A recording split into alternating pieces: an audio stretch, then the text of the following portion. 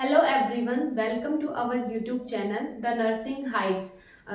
Today we will discuss regarding amniotic fluid and now we will start the topic. Firstly, we talk about the origin कि जो amniotic fluid है उसका origin कहाँ से होता है। तो इसके रिगार्डिंग बहुत सारी थ्योरीज और रिसर्चेज हुई हैं, पर क्या है हमें ये पता अच्छे से चल नहीं पाया है कि जो ओरिजिन है वो होता कहाँ से। तो अभी तक जितनी भी रिसर्चेज और थ्योरीज के अकॉर्डिंग हम क्या समझते हैं कि जो उसका ओरिजिन है वो मिक्स्ड है, that is maternal and foetal origin. इसका मतलब क्या है कि जो कुछ पार्ट है एमनियोटिक फ्लूइड का वो कहाँ से आता है, मैटरनल यानी कि मदर साइड से आता है, और जो कुछ पार्ट होता है वो कहाँ से आता है, बेबी यानी कि फीटल की साइड से आता है ना। लाइक फीटल यूरिन जो है एक कंपोनेंट समझा जाता है। और हम क्या उसके सर्कुलेशन के रिगार्डिंग अगर हम बात करें तो हम ऐसे समझते हैं कि कुछ पार्ट जो प्लेसेंटा का होता है वहां से होके आता है, और कुछ जो होता है बेबी क्या करता है, कुछ फ्लूइड को स्वेलो करता है और फिर वो बेबी के प्लाज्मा में जाके मिक्स हो जाता है एंड देन वो क्या क्रिएट करता है, एमनियोटिक फ्लूइड क्रिएट करता है। ठीक है, तो इसके ओरिजिन के रिगार्डिंग कोई ऐसा स्पेसिफिक थ्योरी नहीं है कि ये यहीं से आया है। इसको अभी तक क्या समझा जाता है कि मिक्स्ड है, that is maternal and foetal origin. अब नेक्स्ट हम बात करते हैं that is the volume. Volume अगर हम बात करें तो it is divided according to the gestation period. जैसे कि हमने यहाँ अलग अलग मार्क किया है कि 12 वीक्स पे कितना होता है, देन 20, देन 36, फिर एट टर्म, और कई बार क्या होता है प्रेगनेंसी पोस्ट टर्म हो जाती है। Post term in the sense कि वो अबो जो जितने वीक्स हम बोलते हैं कि प्रेगनेंसी इतने वीक्स तक होना चाहिए उससे क्या है ज्यादा हो जाती है। जैसे अगर हम यहाँ 43 वीक्स अगर समझते हैं तो, है ना। तो सबसे पहले देखते हैं 12 वीक्स पे जो होता है एमनियोटिक फ्लूइड का वॉल्यूम कितना होता है, 50 ml होता है। देन 20 वीक्स पे हम देखें तो इट इज 400 ml, और 1 लीटर यानी कि 1000 ml कब हो जाता है, ये हो जाता है 36 टू 38 वीक्स में। और एट टर्म अगर हम बात करते हैं तो क्या होता है, एमनियोटिक फ्लूइड बढ़ता नहीं है, वो क्या हो जाता है, कम हो जाता है, दैट इज 600 टू 800 ml। ठीक है, तो अगर हमें यहाँ पे मेन जो समझना है वो ये है कि at term amniotic fluid decrease होता है ना कि इंक्रीज होता है। ओके, और अगर प्रेगनेंसी पोस्ट टर्म हो जाती है, ठीक है, जैसे कि 43 वीक्स तक मान लो पहुंच जाती है, तो एमनियोटिक फ्लूइड की वॉल्यूम जो है वो और डिक्रीज हो जाएगी, दैट इज 200 ml तक वो चली जाएगी। इसलिए हम ये बोलते हैं कि जो पोस्टम जो प्रेगनेंसी होती है उसमें ओलिगोहाइड्रेमनियोज होने के चांसेस बहुत ज्यादा होते हैं, क्योंकि एमनियोटिक फ्लूइड क्या होता है वो कम हो जाता है, और उसी के लिए हम क्या यूज करते हैं, टर्म ओलिगोहाइड्रेमनियोज। ओके, तो नेक्स्ट हम बात करते हैं physical features of the amniotic fluid. अगर हम यहाँ पे देखते हैं तो जो नेचर होता है एमनियोटिक फ्लूइड का वो कैसा होता है, it is faintly alkaline nature का होता है ये। और अगर हम यहाँ पे ओस्मोलैलिटी की बात करते हैं तो हमें ये वैल्यू याद रखनी चाहिए कि जब एमनियोटिक फ्लूइड की जो ओस्मोलैलिटी की वैल्यू जो होती है 250 मिली ओस्मोल पर लीटर हो जाती है, तो वो हमें क्या सजेस्ट करता है, फीटल मेच्योरिटी को सजेस्ट करता है कि जो हमारा फीटस है इन द यूटेरस वो क्या हो रहा है, मैच्योर हो रहा है। तो अगर इन केस आप क्वेश्चन में दिया जाता है कि जो फीटस मैच्योर है तो उस टाइम पे ओस्मोलैलिटी कितना होता है, दैट इज 250 मिली ओस्मोल पर लीटर। फिर हम बात करते हैं यहाँ पे स्पेसिफिक ग्रेविटी की, तो वो क्या होती है हमारे एमनियोटिक फ्लूइड की, लो होती है, दैट इज 1.010।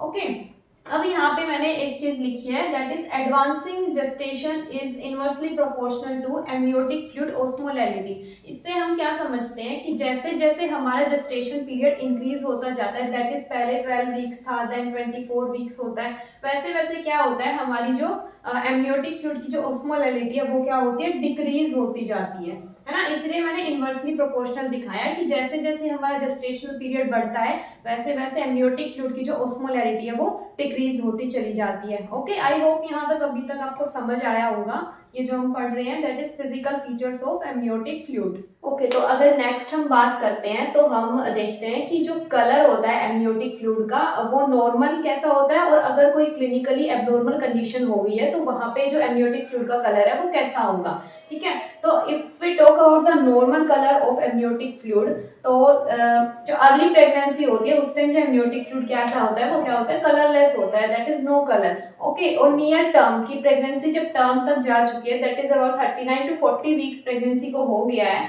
तो उसका कलर कैसा होता है, पेल स्ट्रो कलर्ड होता है। और ये किसकी वजह से होता है, ये भी आपसे पूछा जा सकता है कि जो कलर है ये पेल स्ट्रो कलर किसकी प्रेजेंस की वजह से होता है, that is lanugo and epidermal cells. Lanugo हम बेसिकली यूज करते हैं टर्म कि जो बेबी के बॉडी सरफेस पे जो प्रेजेंट होते हैं स्मॉल हेयर्स, उनके लिए हम लेनुगो टर्म यूज करते हैं। तो जो स्ट्रो कलर जो होता है वो होता है लेनुगो और एपिडर्मल सेल्स की प्रेजेंस की वजह से होता है। और अगर टर्बिड है, टर्बिड जो हम टर्म यूज करते हैं दैट इज क्लाउडी, अगर उसमें थिक थिक पार्टिकल्स हमें मिल रहे हैं, क्लाउडी अगर अपीयरेंस है, तो वो किसकी वजह से होता है, वर्निक्स कैसियोसा। वर्निक्स कैसियोसा क्या होती है, कवरिंग लेयर होती है जो जैसे ही बेबी डिलीवर होता है तो उस पे अगर आप कभी ऑब्जर्व करेंगे तो एक व्हाइट कलर का क्रीमी सा सब्सटेंस होगा, है ना, वो क्या होता है, वर्निक्स कैसियोसा। उसकी वजह से जो अपीयरेंस है एमनियोटिक फ्लूइड की वो क्या हो सकती है, टर्बिड हो सकती है।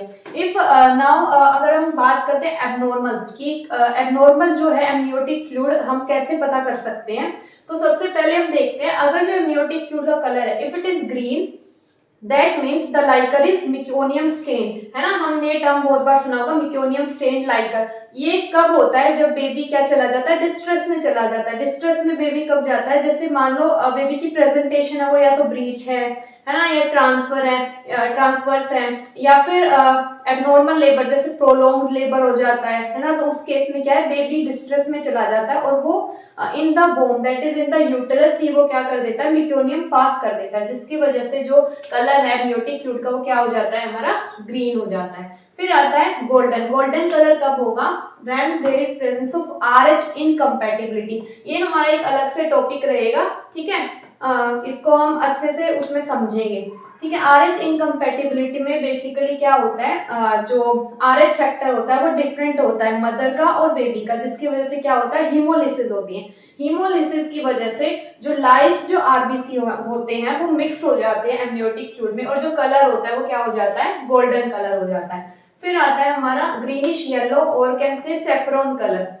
ये पोस्ट मैच्योरिटी, पोस्ट मैच्योरिटी मतलब टर्म से जो प्रेगनेंसी ओवर हो गई है, यानी कि ओवर पोस्ट टर्म प्रेगनेंसी हो गई, बेबी जो है पोस्ट मैच्योरिटी में जा चुका है, उसकी वजह से कलर हमारा हो जाता है ग्रीनिश येलो। तो अगर हमें मतलब ये जो कलर्स हमें मिलती हैं ये हमें ये बताते हैं कि ये कंडीशंस प्रेजेंट हो सकती है ना। तो एमनियोटिक फ्लूइड बेसिकली क्लिनिकली हमारे लिए बहुत इंपॉर्टेंट हो जाता है इनके कलर को देख के। फिर आता है डार्क कलर। डार्क कलर कब होता है, जब कंसील्ड एक्सीडेंटल हेमरेज होती है, लाइक वो हेमरेज जिसमें ब्लड हमें आउटसाइड दिखाई नहीं देगा बट वो कंसील्ड, कंसील्ड मतलब छुपा हुआ है, अंदर ही प्रेजेंट है, जिसकी वजह से जो कलर है एमनियोटिक फ्लूइड का वो क्या हो गया है, डार्क हो गया है। फिर आता है हमारा आईयूडी।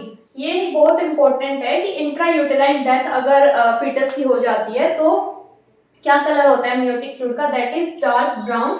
और मोस्टली जो यूज करते हैं टर्म टोबैको जूस यूज करते हैं, है ना, उसका कलर कैसा हो जाएगा, डार्क ब्राउन हो जाएगा in case of IUD that is intra uterine death. तो हमने यहाँ देखा कि क्लिनिकली जो एमनियोटिक फ्लूइड है वो बहुत इंपॉर्टेंट हो जाता है जब हम ये सब कंडीशंस देखते हैं कि ये हमें as a first sign present हो सकता है कि हमें क्योंकि जिस टाइम बेबी डिलीवर होता है उस टाइम भी क्या होता है, एमनियोटिक फ्लूइड सबसे पहले हमें बाहर दिखता है, तो ये बहुत इंपॉर्टेंट है। जैसे मिक्योनियम स्टेन का हमें बहुत पहले पता चल जाएगा अगर वो ग्रीन कलर का आ रहा है तो हम क्या करते हैं, उस केस में एक्शन जल्दी ले सकते हैं।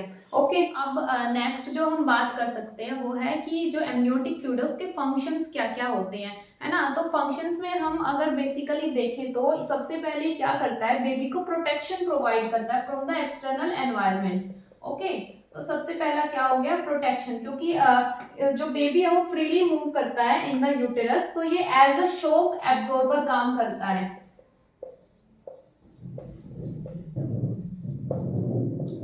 ठीक है।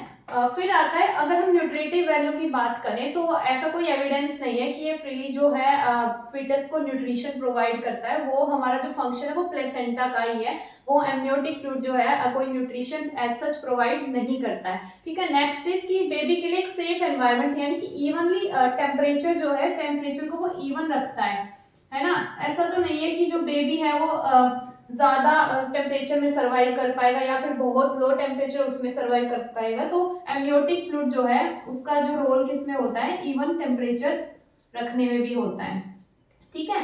तो मेन जो रोल है वो क्या है, प्रोटेक्शन में, and to maintain the environment of the foetus, that is even temperature वो मेंटेन रखता है। अब हम अगर ड्यूरिंग लेबर या ड्यूरिंग डिलीवरी अगर हम बात करते हैं तो वो क्या प्रोवाइड करता है, जब भी एमनियोटिक फ्लूइड फ्लश आउट होता है तो उसका क्या एक्शन होता है, बैक्टीरियासाइडल एक्शन होता है।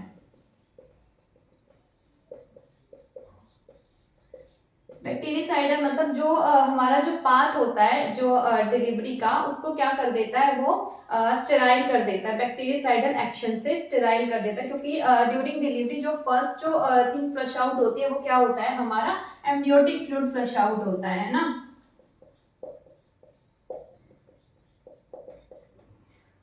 फिर नेक्स्ट आता है, जैसे कई बार जो हम केसेस पढ़ते हैं like code prolapse and umbilical cord compression हो जाता है, तो एमनियोटिक फ्लूइड ऐसा एनवायरनमेंट प्रोवाइड करता है कि बेबी जो फ्रीली मूव कर सके और कोड कंप्रेशन को कम करता है।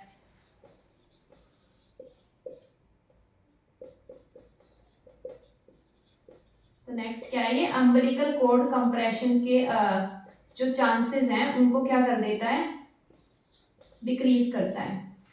ठीक है, तो इस तरह से हमने क्या है, एमनियोटिक फ्लूइड के कुछ फंक्शंस डिस्कस किए। नाउ अब हम क्या करते हैं, इसकी क्लिनिकल इंपॉर्टेंस को डिस्कस करते हैं। जैसे कुछ तो हमने पढ़ लिया है, लाइक जो हमने कलर के बेसिस पे डिस्कस किया था। कुछ जो होता है, जो हम एक अल्ट्रासाउंड से हम क्या कैलकुलेट करते हैं, एमनियोटिक फ्लूइड इंडेक्स कैलकुलेट करते हैं। एमनियोटिक फ्लूइड इंडेक्स में बेसिकली हम क्या करते हैं, जो मदर का जो एब्डोमेन होगा उसको हम 4 पार्ट्स में डिवाइड कर लेते हैं, लाइक दिस, है ना। देन जो यूटेरस होता है मदर का, उसमें हम अल्ट्रासाउंड करके हम क्या चेक करते हैं, वर्टिकल पॉकेट्स चेक करते हैं, कुछ इस टाइप से हमें उसमें दिखेंगी। तो जो लार्जेस्ट जो वर्टिकल पॉकेट्स होती हैं, जैसे हम हमें मान लो इस वाले क्वाड्रेंट में सबसे लार्जेस्ट ये वाली वर्टिकल पॉकेट मिली है एमनियोटिक फ्लूइड में, तो उसका हम लेंथ मेजर कर लेंगे, इस वाले में जो मिली है उसका मेजर कर लेंगे, और फिर हम क्या करेंगे, इन चारों को ऐड कर देंगे, है ना। और इनके सम से जो हमें मिल रहा है उसको हम क्या बोलते हैं, amniotic fluid index.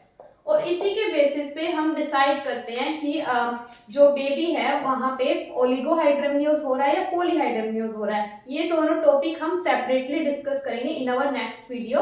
Okay, fluid index और जो क्लिनिकल इंपॉर्टेंस होती है एमनियोटिक फ्लूइड की क्या होती है, वो हमारे जो बेबी की जो फिटस की मेच्योरिटी है उसको बताता है। और कई बार हम क्या करते हैं, एमनियोटिक फ्लूइड में कुछ चीजें इंजेक्ट करते हैं टू इंड्यूस लेबर और to induce abortion also, okay, in high risk cases. ठीक है, तो ये सब क्या थी, हमारी क्लिनिकल इंपॉर्टेंस थी एमनियोटिक फ्लूइड की। अब क्लिनिकल इंपॉर्टेंस के बाद अगर हम देखते हैं, अगर हम कॉम्पोजिशन की बात करते हैं, तो कंपोजिशन में बेसिकली क्या होता है, इनऑर्गेनिक जो कंपोनेंट्स होते हैं जैसे कि सोडियम हो गया हमारा, पोटेशियम एंड क्लोरीन, ये क्या होता है, ये सेम होता है जैसा कि किसमें होता है, हमारा मैटरनल ब्लड में जो कंसंट्रेशन होगा, है ना। और अगर हम जैसे जैसे प्रेगनेंसी एडवांस होती है वो अगर बात करते हैं, तो जो हमारा सोडियम का और जो क्लोरीन का लेवल होता है, जैसे जैसे प्रेगनेंसी हमारी एडवांस करेगी वो क्या हो जाता है, डिक्रीज हो जाता है। ओके, और जो डिफरेंट सस्पेंडेड पार्टिकल्स जो होते हैं वो क्या क्या होते हैं, जैसे लैंडिगो जो हमने डिस्कस किया था कि जो बेबी पे हेयर्स प्रेजेंट होते हैं स्मॉल स्मॉल, है ना, वर्निक्स कैसियोसा। ओके, और जो बेबी का रेस्पिरेटरी ट्रैक्ट, यूरिनरी ट्रैक्ट, इन सब से जो रिलेटेड सेल्स होते हैं वो भी क्या प्रेजेंट होते हैं, एमनियोटिक फ्लूइड में प्रेजेंट हो सकते हैं। और अगर हम ऑर्गेनिक सब्सटेंसेस की बात करें लाइक प्रोटीन, ग्लूकोज, ये सब आप जो टेबल शो हो रही है ऑन द स्क्रीन उस पे आप देख सकते हैं कि एमनियोटिक फ्लूइड में कितना प्रोटीन होता है, कितना ग्लूकोज होता है, यूरिया होता है। आई होप हमने आज जितना भी एमनियोटिक फ्लूइड के बारे में पढ़ा है वो आप सबको समझ आया होगा। आज हमने एमनियोटिक फ्लूइड की कंसंट्रेशन, वॉल्यूम एंड उसका physical features, composition and regarding the clinical जो हमारा यूज होता है एमनियोटिक फ्लूइड का वो सब डिस्कस किया है। I hope you all like the video and like, share and subscribe our channel The Nursing Heights.